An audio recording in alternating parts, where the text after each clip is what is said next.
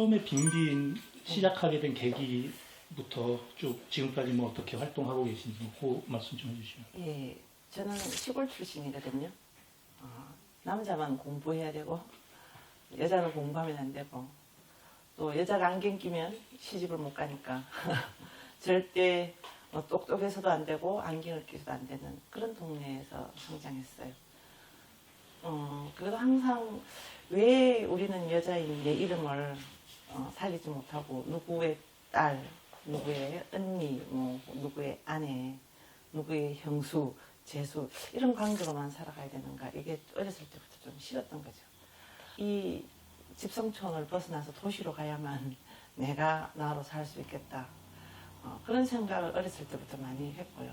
또 이제 이런 빈빈을 꿈꾸게 된 거는 저희 집이 연자제 일찍이 걸려 있어가지고 큰오빠가 경영학을 회계학을 했네요. 회계학을 공부하고 나서 취직을 못한 데예요. 신원조회 때문에. 제 둘째 오빠는 중학교만 졸업하고 형 공부시키고 밑에 다섯 동생들 학비를 대주면서 이 가게를 책임져야 되는데 그 오빠가 이제 20대 됐을 때 형님 대신에 또 군대를 또 간 거죠. 네, 그런 가족의 어떤 분위기, 가족의 어떤 내력을 보면서 이게 치열하게 삶을 건너온 사람들이 나중에는 한 번 놀아보지 못하고 그냥 죽음을 맞이했을 때 얼마나 삶이 허무한가.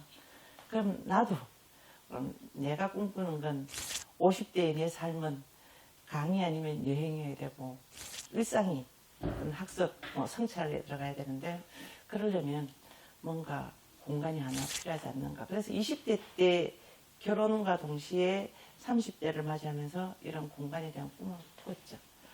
빈빈을 드디어 한 20년 정도 준비를 하고 97년부터 준비를 해서 2010년도에 빈빈을 설립하게 됐습니다. 처음 그때 설립할 때는 평생교육의 개념을 좀 바꾸자. 일상생활 속에서 공부하고 그 공부가 그냥 문자를 인식하는 지식 공부가 아니고 관계를 만들어가는 하나의 공부가 된다면 이게 어쩌면 우리가 얘기하는 평생학습 아닐까. 시민들이 그냥 주체적으로 참여하는 사람들이 삶을 발견하는 평생교육 쪽으로 바꿔보고 싶다는 생각이 많이 드는 거죠. 처음 10년간은 역시 이제 강단 중심의 어떤 교육의 장, 특히 이제 동양 고전 강독 중심으로 사설을 읽고, 그 중에 또 관심을 가졌던 것은 중년의 인문학에서 40대 이후에 50대, 60대가 더구나 50대와 60대의 삶을 맞이하는 어떤 중년의 인문학을 한번 해봐야 되겠다 해서 2010년부터 중년의 인문학 프로그램을 만들었어요. 지금 이제 그런 부분들이 많이 있잖아요. 그렇게 10년을 하고 난 이후에 이 시대를 살아가는 사람이 스스로 자기 발견할 수 있는, 자기 삶을 주체적으로 걸어갈 수 있는 이런 잘 노는 공간을 만들어야 되겠다 해서 이제 그 10년 이후에 새로운 10년을 열어가면서 이 지금의 이런 컨셉으로 공사를 하게 되는 거죠. 중년의 인문학 네. 같은 건 어떤 식으로 했나요? 참여 대상이 50대 이상이어야 되고요. 다양한 주제를 가지고 15개의 강좌를 만들고 15분의 전공자들, 교수님들이 참여하고 15명의 수강생들이 참여합니다. 60을 준비하는 50대의 어떤 준비 모임, 이것을 2010년도에 너무 일찍 시작을 했죠. 15명은 다 하셨나요? 이게 15강좌면 1년 프로그램인가요? 그 3개월 단위로 해서 또 바뀌고 중복 수에는 되지 않는다 2번 이상. 왜냐하면 그때는 이 다양한 관계들을 한번 엮어봐야 되겠다 이런 생각을 많이 가지고 있을 거예요. 그때 같이 했던 분들이 지금은 또 각자의 공간을, 이런 공간을 만들어서 운영하고 있습니다. 그 60을 잘 준비하기 위한 50대들이 이런 걸 받고 나서 실제로 60대에서 조금 뭔가 진짜 좀 제대로 60대를 사시는 분들이 좀 그런 사례들이. 지금 부경대 앞에 행복학교라고 있는데요. 그분이 박상복 이제 교장 선생님이죠.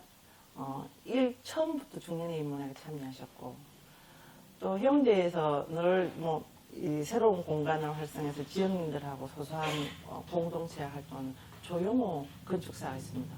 그때 참여하면서 지금까지 늘 교류를 하는데 전방위 커피, 빵, 또 전시, 음악, 또 합창, 그래서 소소한 일상의 변화를 이끌어가는 분들이 상당히 많죠. 그러면 그런 그 프로그램들 운영을 할 때 네. 그 교수님들 모시고 뭐 하려면 이제 회비를 받아서 예, 예. 하셨구나. 저희 모든 강좌는 유료 강좌입니다. 음. 지금 이제 각 공공기관에서 무료 강좌를 워낙 이 들불처럼 확산시키니까 결과적으로 이 좋은 강사와 좋은 관계를 맺을 수 있는 어떤 기회들을 공공기관에서 저는 다 막는다고 보거든요. 최고의 강사료로 지역의 최고의 강사진을 모시는 거, 이게 지역 공공기관의 역할인데 그것을 하지 못하면 우리는 같이 공유해 줄 수 없다. 그렇습니다. 이기 빈빈의 네. 이제 일상이랄까 뭐 그 프로그램이랄까 이런 거 그런 것 좀 소개해 줘. 네, 지금 이제 이기빈비는 품위 있게 노는 것. 중년이 놀 때도 명분 있게 놀아야 되잖아요. 기본적인 어떤 공간 운영 자원 참여할 수 있는 사람을 위해서 멤버십을 구축을 했으면 첫째. 멤버십은 연회비를 소멸형 연회비를 냅니다. 환급형이 아니고. 얼마쯤이에요? 20만 원입니다. 예. 그 분들이 뭘 하냐면 이 30대, 40대로 주축이 된 젊은 클래식 음악을 하시는 젊은 친구들이 있어요. 그 친구들이 이 콘서트 할 때 우리 50대 이상의 중년이 냈던 연회비가 개런티로 들어갈 수 있도록 젊은 청년들한테 늙어가는 것이 우울하지 않구나. 또 먼저 걸어간 사람들의 길을 따라가는 것이 결코 서글프지 않다. 이것을 중년이 심어줘야 되는데 그러려면 우리는 연회비를 내야 된다. 그래서 대신 연회비를 내시는 분들한테는 이 빈빈에서 하는 행사에 분기별로 참석할 수 있는 우선권을 드리고 그분들을 위해서 상반기 하반기 콘서트를 하죠. 또 하나는 이제 빈빈에서는 전국적으로 조금 활동력이 있는 분들은 전국의 최고의 분들을 모시는데 그런 콘서트, 문화 콘서트. 또 하나는 보는 것처럼 그림 전시라고 있습니다. 한 3개월 정도 장기전. 적어도 한 작가가 3개월 정도는 노출되어 줘야만 한 공간에서 사람들은 작품도 눈에 익고 작가도 색이 놓을 것이고 이것이 컬렉터를 만나게 하는 최고의 방법인데 이 상업 갤러리들은 이런 부분을 하지 않더라고요. 그래서 크게는 문화 콘서트, 뭐 재즈 콘서트, 또 클래식 콘서트, 그리고 콜라보를 해서 콘서트. 저희 모든 콘서트는 수요가 함께합니다. 같이 놀자. 예. 그래서 이렇게 중년은 이렇게 명분을 가지고 나의 놀이가 그냥 놀이로 끝나는 것이 아니고 누군가에게 좋은 영향력을 줄 수 있는 서로가 서로의 어떤 우리 비저 공예처럼 연결시키는 것.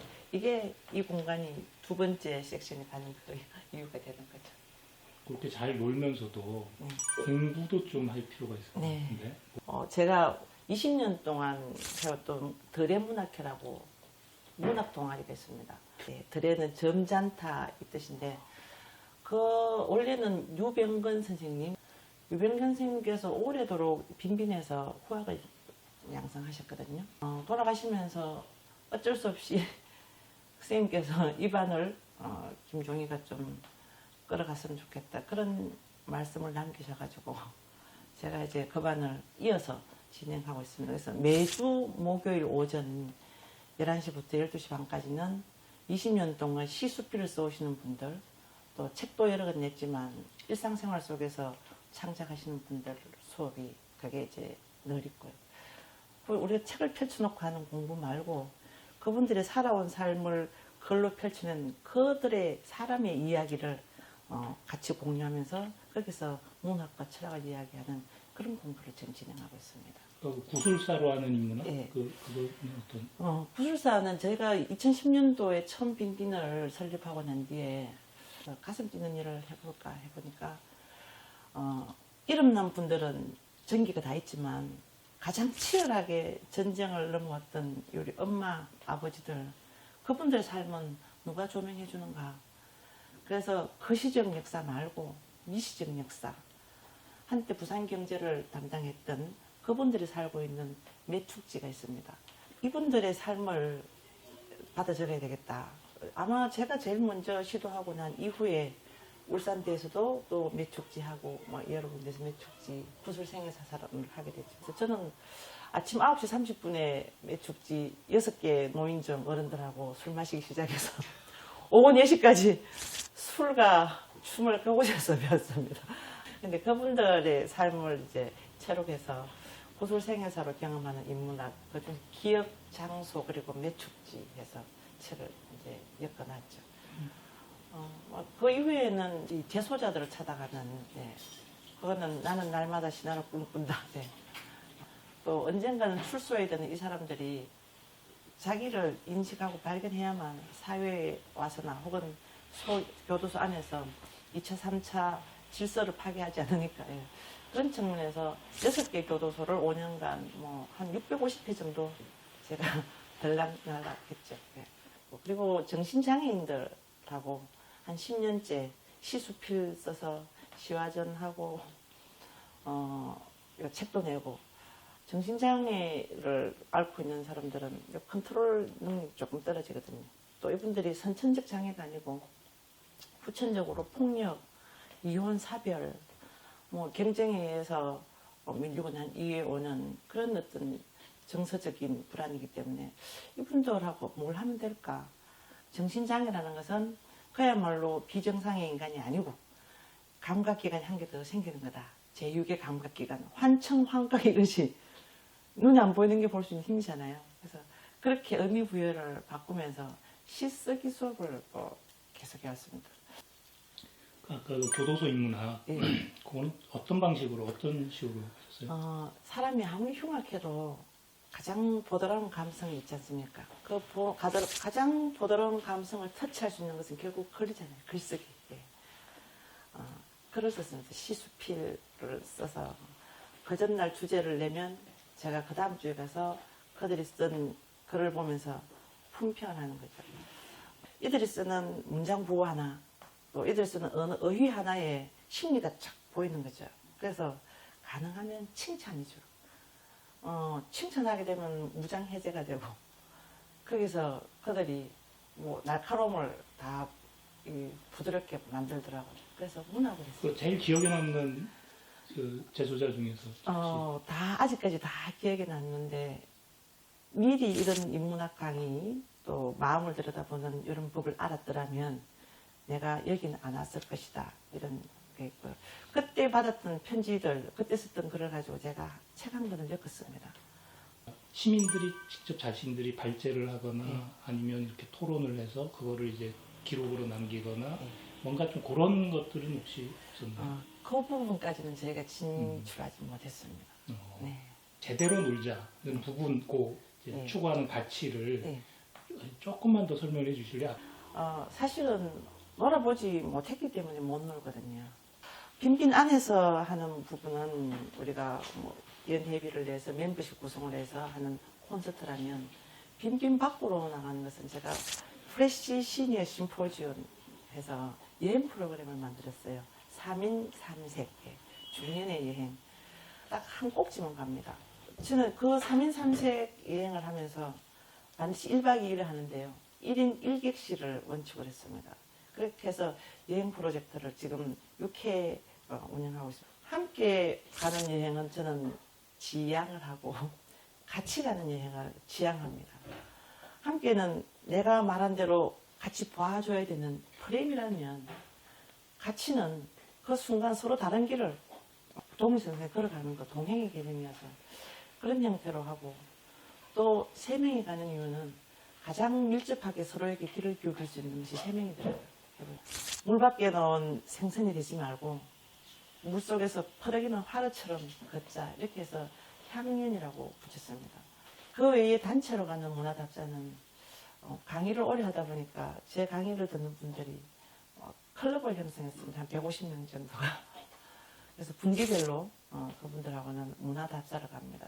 건축적 폐허를 찾아서 그 속에 상상적 인문화를 만들어내는 거, 이게 단체 답사 가는 그 여행. 그래서 그 여행은 렉처 투어라고 이름을 불렀습니다. 40명이 갑니다. 그거는 렉처 투어는 지금까지 몇 회 정도? 그거는 지금 8년째 8년째 하고 있으니까 횟수는 뭐 저희가 잘 모르겠습니다. 최근에 읽은 책 중에 네. 세 권 한번 인상되어 있는 소크라테스 익스프레스. 네. 두고두고 읽는 책이 하나 있습니다. 오래오래라는 소설책이 있습니다. 그리고 조금 지금 읽고 있는 것은 그 반야신경 읽고 있습니다. 이 반야신경을 제대로 한번 남은 생에 여기 이것만 제대로 읽어도 삶이 가벼워지지 않을까 이런 생각을 하면서 앞으로 계획이나 뭐 도모하시려고 하는 게 있으시면 최대한 가벼워지기 위해서 지금 준비하고 있습니다. 저는 계획이 한 3년 뒤쯤 되면 이 공간으로부터 제가 빠져나가서 공간 자체도 나는 없어져야 되겠다. 가벼워지는 것, 또 단순해지는 것, 이게 제가 가고자 하는 그 삶의 어떤 목표이고요. 시민들이 뭔가 뭐 잘 놀고 또 공부도 하고 뭐 한 그런 거가 도시를 바꾼다. 그렇게 바꿀 수 있다고 생각하시는지. 예. 결국 공부를 하는 것이 우리 지식 축적이 아니라 자기 발견이라고 보거든요. 이 책을 통한 공부도 있겠지만 사람을 통한 공부도 있지 않습니까? 그가 살아온 모든 삶, 생의 전 과정은 가장 깊이 있는 가장 폭넓고 강폭의 책이다. 그래서 사람을 통해서 하는 그 어떤 그의 경험을 나의 지식으로 가져오고 그 지식이 내 가슴을 흔들리게 한다면 그만큼 변화시키는 게 있을까. 그래서 이러한 시민들이 참여하는 공부, 독서, 분명 그거는 경험이기 때문에 나를 발견한다면 그 다음 주변을 발견하게 되고 그것이 결국은 물결이 퍼져나가는 것처럼 확장성이 있지 않을까. 그래서 아주 중요한 부분이고 반드시 그렇다고 생각합니다.